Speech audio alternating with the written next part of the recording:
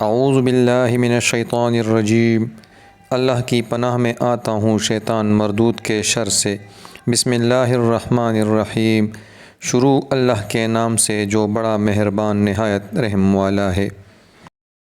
نبی کریم صلی اللہ علیہ وآلہ وسلم نے فرمایا، کبیرہ گناہ اللہ کے ساتھ شرک کرنا، والدین کی نافرمانی کرنا، کسی کی ناحق جان لینا اور یمین غموس یعنی قصداً جھوٹی قسم کھانے کو کہتے ہیں۔ صحیح بخاری 6675۔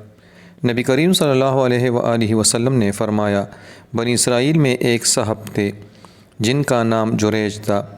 وہ نماز پڑھ رہے تھے کہ ان کی والدہ آئیں اور انہیں پکارا۔ انہوں نے جواب نہیں دیا۔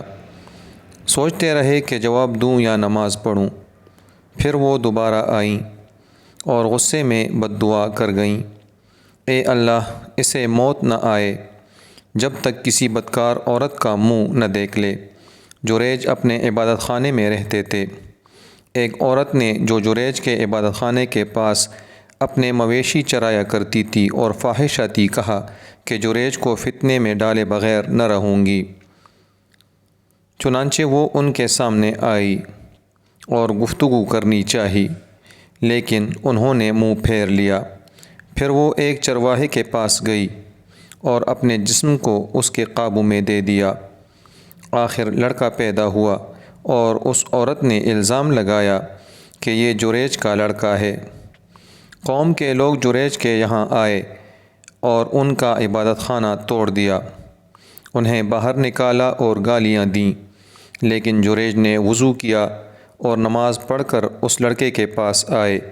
انہوں نے اس سے پوچھا، بچے تمہارا باپ کون ہے؟ بچہ خدا کے حکم سے بول پڑا کہ چرواہا۔ قوم خوش ہو گئی اور کہا کہ ہم آپ کے لیے سونے کا عبادت خانہ بنوا دیں۔ جریج نے کہا کہ میرا گھر تو مٹی ہی سے بنے گا۔ صحیح بخاری 2482۔